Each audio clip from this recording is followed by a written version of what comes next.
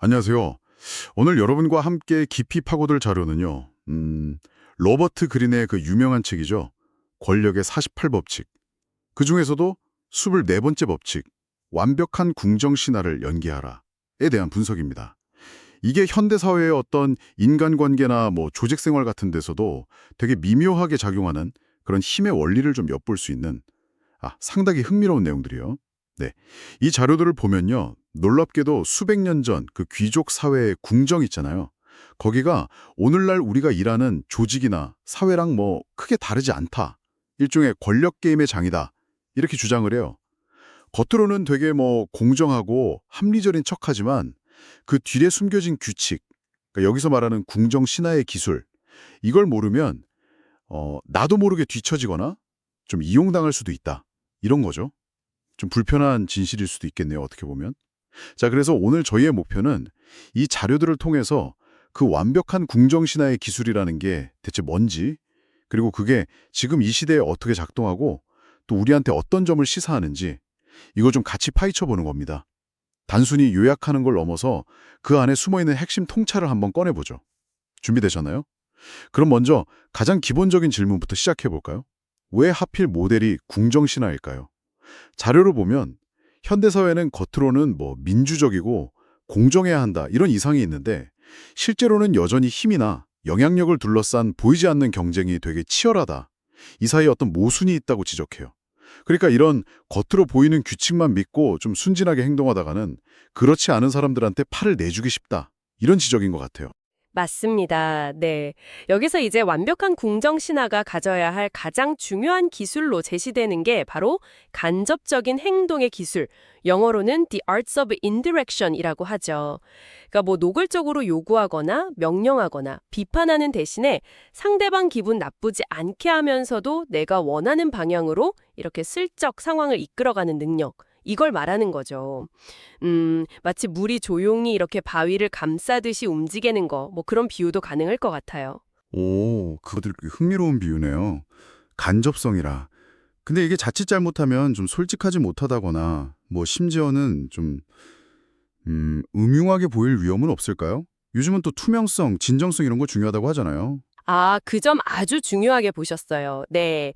이 법칙을 그냥 표면적으로만 보면 오해하기 딱 좋죠.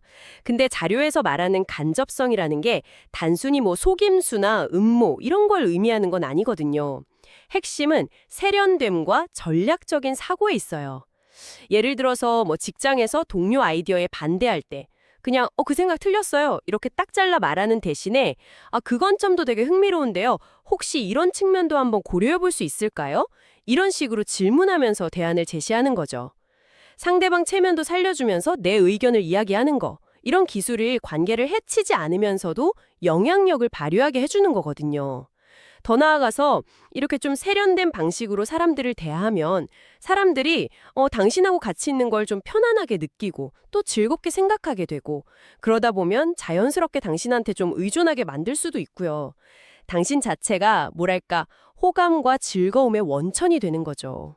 그러니까 무조건 숨기고 돌려 말하는 게 아니라 관계나 상황을 고려해서 좀 전략적으로 소통하는 방식이다. 이런 말씀이시군요. 그 벨벳 장갑 낀 손처럼 부드럽지만 단호하게. 자료에서도 성공적인 궁정신화는 되게 우아하면서도 묘묘하게 상대를 제압했고 심지어 뒤에서 칼을 꽂을 때조차 미소를 잃지 않았다. 이렇게 묘사하는데 이게 바로 그런 극단적인 예시가 될 수도 있겠네요. 와, 진짜 냉정하게 들리기도 하고 어쩌면 이게 권력 게임의 본질인가 싶기도 하고요. 그렇죠. 유혹, 매력, 또 계산된 어떤 기만, 그리고 항상 여러 수를 내다보는 그런 전략적인 사고. 이게 궁정신화의 핵심 기술이었어요. 그리고 이런 기술들이 현대 사회에서도 형태만 좀 바뀌었을 뿐이지 여전히 유효하다. 이게 이제 자료의 주장인 거죠. 그렇다면 구체적으로 어떤 행동 원칙들을 따라야 할까요? 자료에 보니까 거의 궁정정치의 법칙이라고 부를 만한 여러 지침들이 나와 있더라고요. 이걸 보니까 아까 그 표현 끊임없는 경계심과 전술적 사고를 요구하는 끝나지 않는 게임, 이 말이 확 와닿네요. 정말 뭐랄까 쉬지 않고 신경 써야 할 것 같은데요. 네, 몇 가지 핵심 원칙만 좀 짚어보죠. 첫째는 과시하는 걸 피해라 이거예요. 겸손히 미덕이기도 하지만 자기 공을 너무 드러내면 주변의 시기심을 자극하고 또 잠재적인 적을 만들 수 있거든요. 특히 상사 앞에서 자기 능력을 막 과시하는 건 정말 위험하죠. 근데요, 또 동시에 너무 존재감이 없으면 주목을 못 받고 기회조차 얻기 힘든 거 아닌가요? 아까 겸손이 중요하다고 하셨는데 이 부분은 어떻게 조화를 이뤄야 할지 좀 궁금한데요. 이건 좀 이따 다시 얘기해 볼까요? 일단 두 번째 원칙은 태연자약함을 실현하라. 이건 진짜 흥미로워요. 아무리 힘들게 노력했어도 절대 티내지 마라. 마치 모든 게 그냥 타고난 재능인 것처럼 아주 쉽게 해내는 것처럼 보여야 한다. 그 발다사레 카스틸리오네가 말한 스프레차투라, 어려운 일을 쉬운 척하는 기술, 이걸 언급하는데 이게 지금도 통할까요? 요즘은 오히려 막 노력하는 과정 보여주는 걸 좋게 보기도 하잖아요. 물론 뭐 시대적인 차이는 좀 있겠죠. 근데 여기서 핵심은 결과의 우아함인 것 같아요. 땀 흘리는 과정을 막 구구절절 설명하기보다는 얼마나 세련되고 효율적으로 목표를 달성했는지 그걸 보여주는 게 때로는 더 강한 인상을 준다는 거죠. 특히 좀 리더의 위치에 있는 사람들한테는 여전히 유효한 전략일 수 있습니다. 사람들이 당신 능력에 감탄하고 그 비결이 뭘까? 이렇게 궁금하게 만드는 효과가 있죠. 그리고 세 번째 원칙은 아첨은 극도로 절제하라는 겁니다. 너무 과하고 노골적인 아첨은 당신의 가치를 떨어뜨릴 뿐만 아니라 상대방한테 이 사람이 뭔가 원하는 게 있나 본데? 이런 의심을 사게 만들죠. 그럼 아첨은 아예 하지 말라는 걸까요? 아니면 이것도 약간 간접적으로 하라는 그런 의미일까요? 네, 후자에 더 가깝다고 봐야죠. 자료에서도 간접적인 아첨을 권하고 있거든요. 예를 들면 자기 공을 살짝 낮추면서 상사의 어떤 지혜나 리더십 덕분이었다. 이런 식으로 돌리는 거죠. 뭐 팀장님의 그 통찰력 있는 조언 덕분에 이 어려운 문제를 해결할 수 있었습니다. 이런 식으로 구체적인 행동하고 결과를 연결하면서 칭찬하는 게 훨씬 효과적이고 또 진실되게 들릴 수 있습니다. 아까 잠깐 얘기 나왔던 그 주목받기 문제로 다시 돌아가 보죠. 과시는 피해야 하는데 주목받도록 자신을 배치해야 한다는 원칙도 있단 말이죠. 이 둘 사이 균형 잡는 게 진짜 어려워 보이는데요. 그 루이 14세 궁정에서는 왕의 시야 안에 드는 법만으로도 권력의 크기가 달라졌다고 하잖아요. 어떻게 하면 좀 노골적이지 않으면서도 존재감을 드러낼 수 있을까요? 네, 바로 그게 궁정 기술의 핵심 중 하나입니다. 눈에 띄어야 하는데 미움은 사지 말아야 하는 거죠. 방법은 여러 가지가 있을 수 있어요. 뭐 자기만의 독특하면서도 세련된 스타일을 유지한다거나 남들이 좀 간과하는 중요한 디테일에 강점을 보인다거나 혹은 차분하지만 핵심을 찌르는 발언으로 주목받는 방식 같은 것들이요. 중요한 건 질로 승부하는 거지 양이나 소리로 주목받으려고 해서는 안 된다는 겁니다. 뭐 현대적으로 보자면 소셜미디어나 엄미 플랫폼에서 자기 전문성을 조용히 그렇지만 꾸준히 보여주는 방식도 여기에 해당될 수 있겠네요. 그렇군요. 약간 자기만의 가치를 세련되게 브랜딩하는 거랑 비슷하네요. 또 중요한 원칙으로 상황과 사람에 맞게 스타일과 언어를 조정하라는 게 있어요. 모든 사람을 똑같이 대하는 게 공평하다고 생각하기 쉬운데 자료에서는 이걸 끔찍한 실수라고까지 표현하면서 상대방의 지위나 성향 또 관계에 따라서 맞춤형으로 연기, 액팅할 필요가 있다 이렇게 주장해요. 오히려 적응하지 못하는 게 세련되지 못하고 야만적이다 이렇게까지 말하는데 이건 좀 충격적인데요. 네, 상당히 단호한 표현이죠. 근데 여기서 연기라는 게 뭐 위선적인 행동이라기보다는 사회적 지능에 가깝다고 봐야 할 것 같아요. 상대방이 좀 편안하게 느끼고 또 당신의 말을 더 잘 받아들일 수 있도록 소통 방식을 조절하는 능력인 거죠. 예를 들면 격식을 되게 중요하게 생각하는 상사한테는 좀 예의 바르고 절제된 언어를 쓰고 편안한 분위기를 선호하는 동료한테는 좀 더 부드럽고 유머러스하게 다가가는 식이죠. 이런 유연성이 관계를 원활하게 하고 또 영향력을 높이는 데 도움이 된다는 겁니다. 그 외에도 진짜 현실적인 조언들이 많아요. 절대 나쁜 소식을 전하는 메신저가 되지 마라. 왕들은 나쁜 소식 가져온 사자를 처벌했다. 이런 이야기처럼 부정적인 정보는 가급적 피하거나 아니면 다른 사람을 통해 전달되게 하거나 그것도 아니면 최대한 긍정적인 측면이랑 같이 전달하는 그런 지혜가 필요하다는 거죠. 생각해보면 당연히 좋은 소식만 가져오는 사람을 더 좋아하겠죠. 그리고 주인, 그러니까 상사랑 지나치게 친밀한 척 하지 마라. 이것도 중요합니다. 상사는 당신에게서 업무적인 능력이나 충성심을 기대하는 거지 무슨 친구 같은 편안함을 원하는 건 아니다. 이런 냉정한 현실 인식이 필요하다는 거죠. 적절한 거리가 오히려 관계를 오래 지속시키고 존중을 유지하는 길이라는 겁니다. 또 상사를 직접적으로 비판하지 마라. 어쩔 수 없이 이견을 제시해야 할 때는 최대한 간접적이고 정중한 방식을 택해야 한다는 거고요. 직설적인 비판은 거의 항상 관계 파탄이나 보복으로 이어지기 쉽거든요. 특히 인상 깊었던 건 상사의 외모나 개인적인 취향에 대해 절대 농담하지 말라는 부분이었어요. 이건 진짜 사소해 보이는데 치명적인 실수가 될 수 있겠어요. 자료에 나온 그 교황 우르바노 8세하고 시인 풀비오 테스트 일화가 딱 그거죠. 교황 씨가 형편없었는데도 테스티는 막 극찬을 했고 그 결과 엄청난 총애를 받았잖아요. 반대로 교황의 건축 취향을 비판했던 조각가는 몰락했고요. 이 취향의 영역에서는 때로는 거의 완전한 굴종에 가까운 태도가 필요할 수도 있다. 이런 지적, 정말 현실적이지 않나요? 네, 맞아요. 개인의 취향, 특히 권력자의 취향은 아주 민감한 영역입니다. 그 부분에 대한 비판은 곧 그 사람 자체에 대한 공격으로 받아들여지기 쉽기 때문이죠. 그래서 정말 신중하고 또 신중해야 합니다. 이 모든 원칙들을 쭉 종합해보면, 궁정신화의 삶이라는 게 끊임없는 자기 통제와 타인에 대한 세밀한 관찰, 그리고 아주 계산된 행동의 연속이었구나 하는 걸 알 수 있죠. 이렇게 보니까 진짜 피곤한 삶이었을 것 같기도 한데요. 그렇다면 이 법칙들을 어겼을 때 실제로 어떤 대가를 치렀는지 역사 속 실패 사례들을 통해서 좀 더 구체적으로 살펴보는 것도 의미가 있겠네요. 자료에 몇몇 극적인 사례들이 나오죠. 네, 대표적인 사례가 그 알렉산더 대왕 시절의 철학자 칼리스테네스죠. 이 사람은 자기 철학적 신념에 따라서 알렉산더한테 아주 솔직한 직언을 서슴지 않았어요.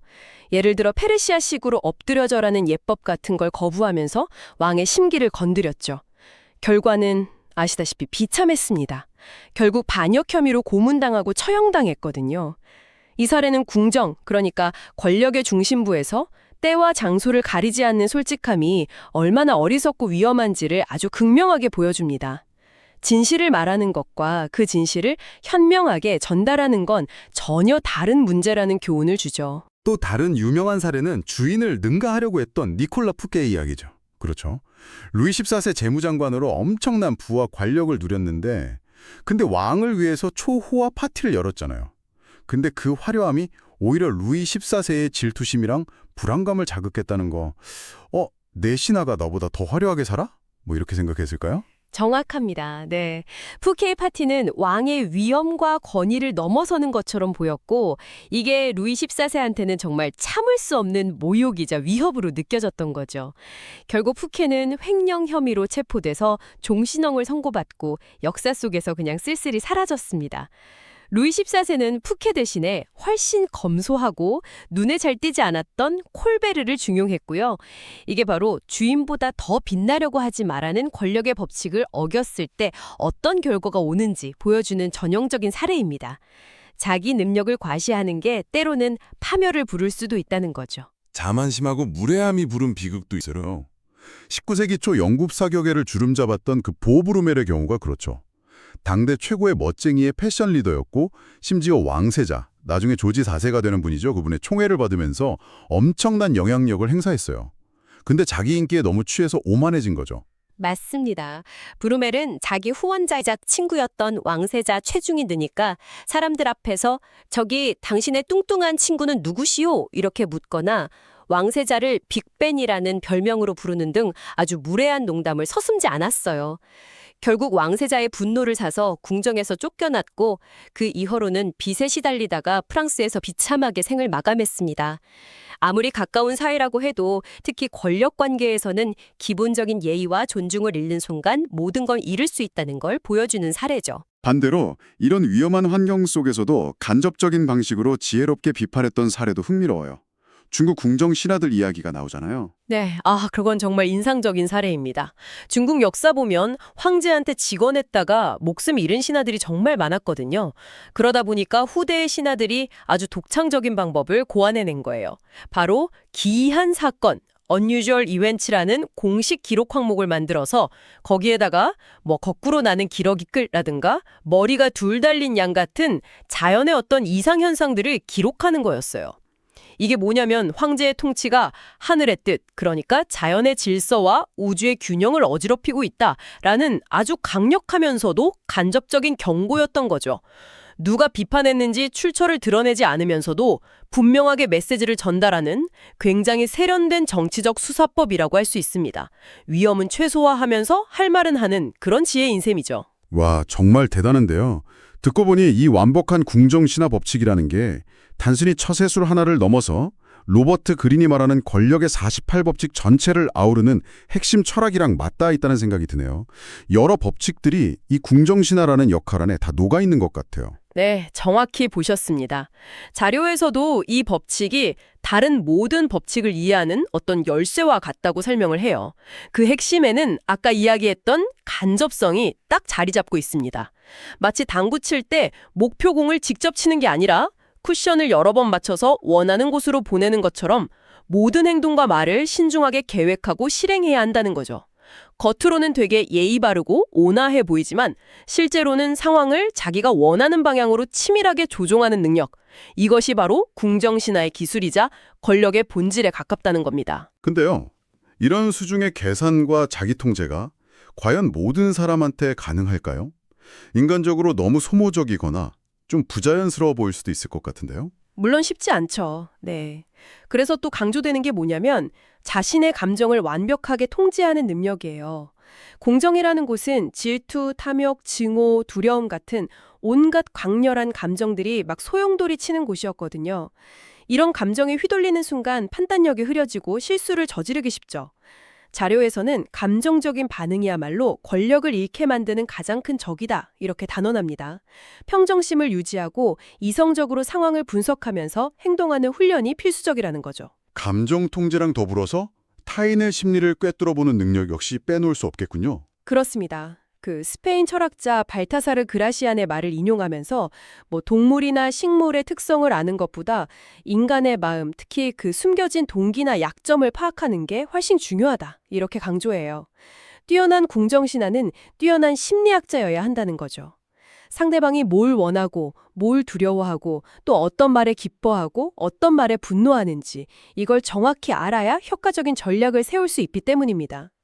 어쩌면 이게 권력을 얻고 유지하는 가장 근본적인 기술일지도 모르겠네요. 결국 이 모든 원칙들을 하나로 꿰는 말이 나폴레옹의 그 유명한 조언, 철의 손을 벨벳 장갑 안에 넣으라는 거군요. 겉으로는 부드럽고 우아하고 사교적인 모습, 벨벳 장갑.